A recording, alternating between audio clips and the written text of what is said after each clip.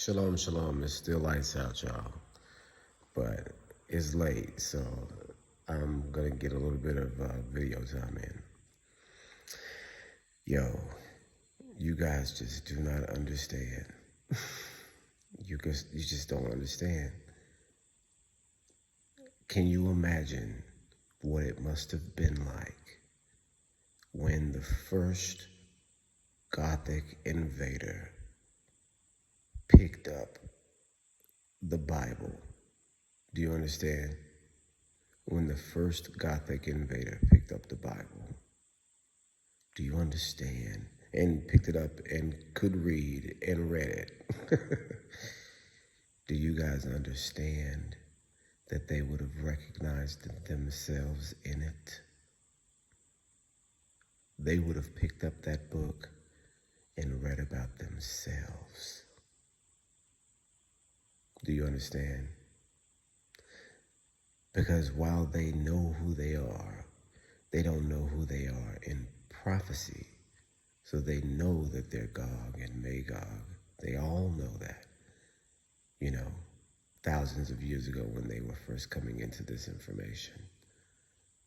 But imagine sitting down and reading about yourself in the future. Do you understand how mind-blowing that is? You see, people are not really ready for the style of prophecy that this is.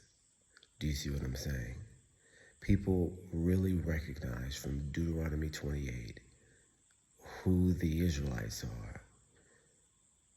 But once people recognize who the other side is, and I hesitate to say white people, because I don't want this to sound racist, and it can, because it's talking about a people group.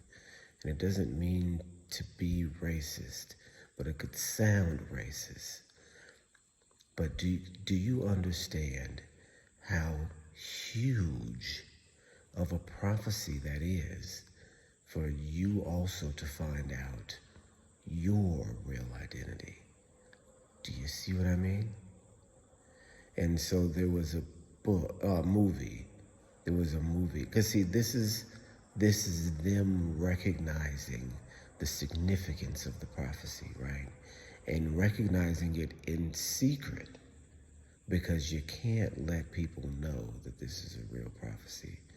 If people understood the magnitude of this prophecy, there would be no atheism.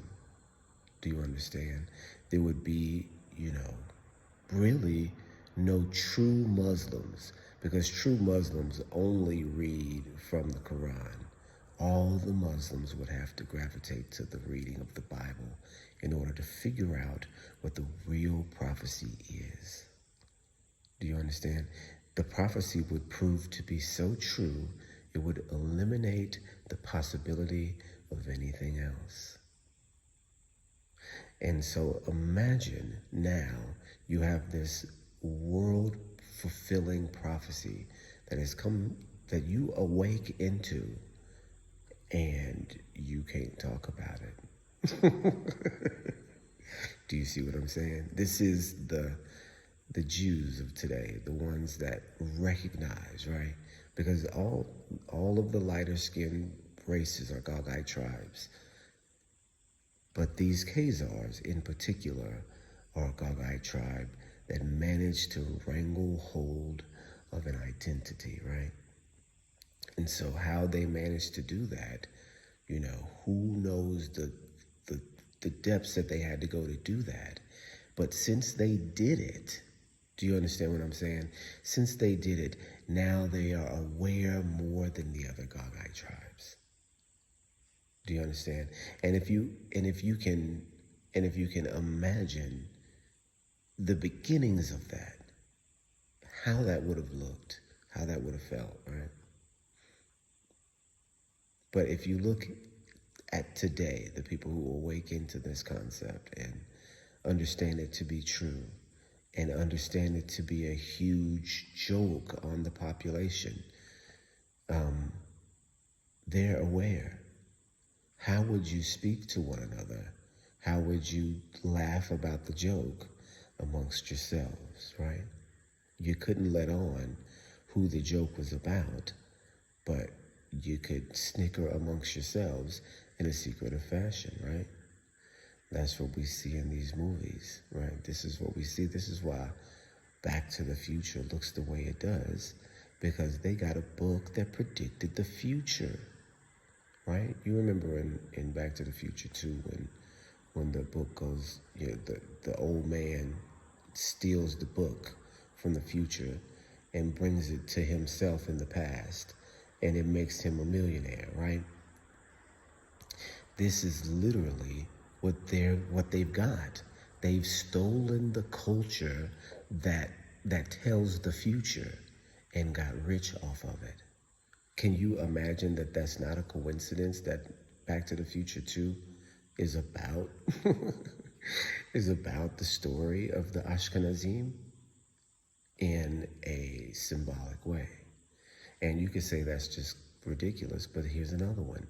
If we just look at the 80s even, have you guys seen, and maybe I'm giving away my age, and maybe you guys don't know what I'm talking about, but have you guys seen The Never Ending Story? Do y'all remember that movie from the 80s, The Never Ending Story? I was a kid when this movie came out, but I watched it a bunch.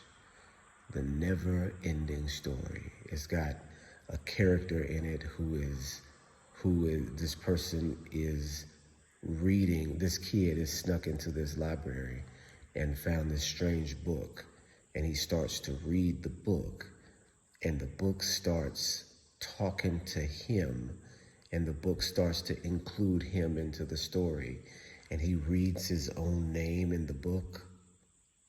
Do you understand that this has happened in the Bible, in history, more than once? Do you know that Cyrus read his name in the book of Isaiah? Do you know that Alexander the Great saw his prophecy of beating Persia in the book of Daniel? This is recorded by Josephus. This is something that people don't know, that Alexander the Great knew he was going to go to Persia and defeat Persia because the Hebrews told him that he would, in a prophecy directly from Yahweh in the book of Daniel. That was 500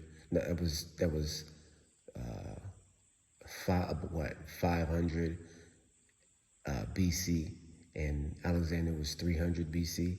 So a prophecy that was 200 years old. Do you see what I'm saying? That when Alexander the Great walked into Jerusalem, he looked on the priest. This is all in Josephus. He looked on the priest's headplate and saw something that he had seen in a dream, the name of Yahweh. He saw that in a dream and told the priest, and the priest proceeded to show him where he was in Daniel. And with apparently the blessing of Yah, Alexander the Great left Israel and conquered Persia. That's left out of history, but Josephus mentions it. So is he making it up? Yeah, you just can see in Cyrus that the same thing happened to the nation before it. You could even see in Nebuchadnezzar where Yah spoke to the king in a prophetic way. Do you understand what I'm saying? So again, it's just to bring you back to, the modern adaptation of a prophetic reality, which is Never-Ending Story, right? It's called The Never-Ending Story. That's the name of the movie. This kid is under a library reading a book that turns out to be about him. If you were a group of people that happened to, but you couldn't tell everybody publicly, how would you advertise it? How would you snicker and, amongst yourself about this prophecy that you've taken advantage of? Do you see what I'm saying? If you know the end of the story, doesn't that mean that you can make it happen yourself? If you see yourself being, in prophecy, the lead of the world, doesn't that also give you the motivation? It's a wild thing, the way that the prophecy works, but there's no denying this prophecy that Gog controls the world right now, and Ezekiel says it would happen. There's no way around that. That's a stone cold, non-physical impossibility, but it's a fact. You don't mention something 2,500 years before it happens and expect there to be the style of universe that they advertise in the world. No, there has to be something going on behind the scenes. If Ezekiel could prophesy about the state of the world today, with a Gog tribe in Israel leading as Israel, do you understand? Do you understand that that is an impossibility to fake, to falsify? No, that means that there's a story that's being told that somebody knows and you don't. And you've been led to believe this other reality. But in reality, this book is about you and it's about them. You guys just don't understand. If people understood this prophecy, there would be no atheism. It would be as ridiculous as it once was. It'd be as ridiculous as it once was. That's why the name is hidden. Do you see what I'm saying?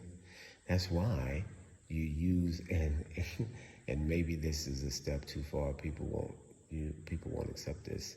That's why there's a Google. Do you understand what I mean? Gog. Gog L. Do you understand what I mean? Do you guys understand the world that you live in? All right, you guys. Shalom, shalom.